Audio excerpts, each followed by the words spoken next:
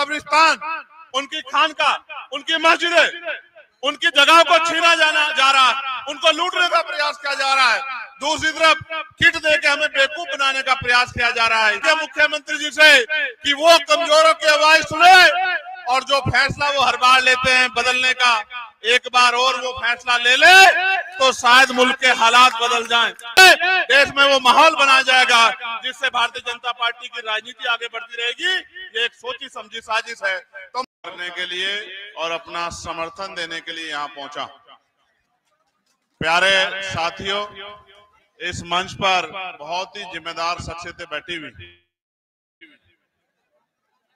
मैं इस तरह से सरकार की इस कार्रवाई को समझ पाया हूं कि अगर किसी को कमजोर करना हो, किसी को बर्बाद करना हो, किसी को नुकसान पहुंचाना हो तो लाठी से मारने की जरूरत नहीं, उसकी आर्थिक ताकत को कमजोर कर दो, उसकी ताकत को इतना कमजोर कर दो कि वो घुटनों पे आ जाए।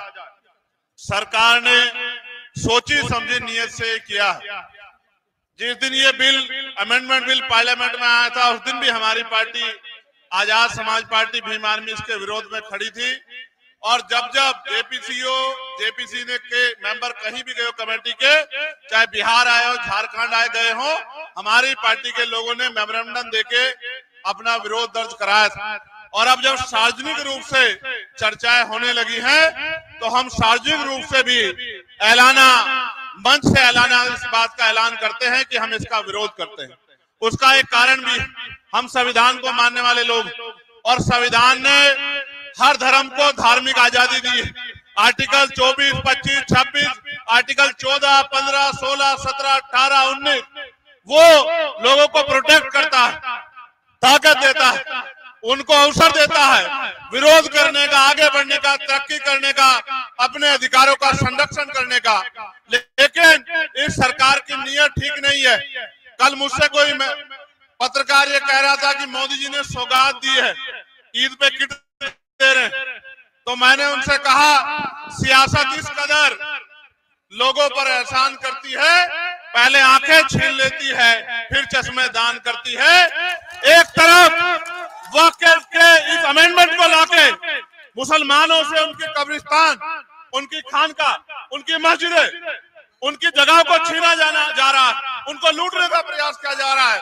दूसरी तरफ किट देके हमें बेवकूफ बनाने का प्रयास किया जा रहा है। ये हमारे जख्मों पे नमक छिड़कने जैसा।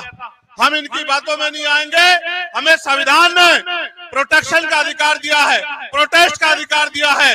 हम अपने आप को प्रोटेक्ट भी करेंगे और हम बड़े से बड़े धरना प्रदर्शन करके इस सरकार को चैलेंज भी करने का काम करेंगे। और मैं बहुत जिम्मेदारी से कह रहा हूं, बहुत जिम्मेदारी से कह रहा हूं, एक बार जीवन मिलता है, बार बार नहीं मिलता। जीवन इसलिए याद रखा जाता है कि आपने क्या किया।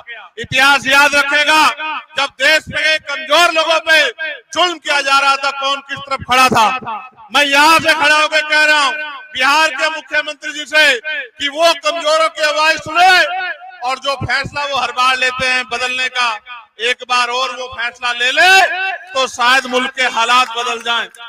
मेरे आज भी याद है, लोकसभा चुनाव से पहले मैं यहाँ आया था, मैंने उनसे आग्रह किया था कि आपकी छवि बहुत अच्छी है, आपको देश में शक्ति का निर्माण करना चाहिए, सारे दलों को इकट्ठा करना चाहिए। उन्होंने बात तो मानी लेकिन अंत समय पे वो बदल गए, इसका नुकसान उठाना पड़ रहा है। एक बार और बदल जाओ मुख्यमंत्री जी और अपने साथियों को भी बदल दो तो ये सत्ता का घमंड भी चूर हो जाएगा, जिस घमंड के जरिए कमजोरों को बर्बाद करने पे तुले। वो जो बिल है उसको पढ़ने की जरूरत है। वो कर क्या रहे हैं? वो सर्वे कमिश्नर की ताकत डीएम को दे रहे हैं। आपके प्रदेश में ही देख लो, औरों को छोड़ो।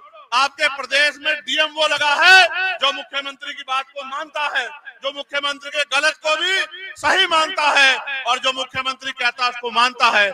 ऐसी ताकत देके, शक्ति अपने हाथ में लेके वो डीएम के जरिए इस तरह के हालात बनाना चाहते हैं कि जिस चीज पर क्लेम किया जाएगा वो डिस्पोजल प्रॉपर्टी चली जाएगी, डिस्प्यूट प्रॉपर्टी चल जाएगी और वहां के जरिए देश में वो माहौल बनाया जाएगा जिससे भारतीय जनता पार्टी की राजनीति आगे बढ़ती रहेगी। ये एक सोची समझी साजिश है। तो मैं अपनी बात को खत्म करते हुए मैं एक इशारा करता हूं, बुद्धिस्ट लोग हमारे बैठे हैं, जब एक जगह पे दो संस्कृतियों का मिश्रण होगा तो जैसे बोध गया में हुआ, इसी तरह जिस तरह से आपने यहाँ कहा कि हम दूसरे धर्म के लोगों को यहाँ वक्त में जो है जिम्मेदार बनाएंगे, तो इसी तरह का डिस्प्यूट खड़ा हो जाएगा जिस तरह का डिस्प्यूट यहाँ बोध गया में खड़ा है।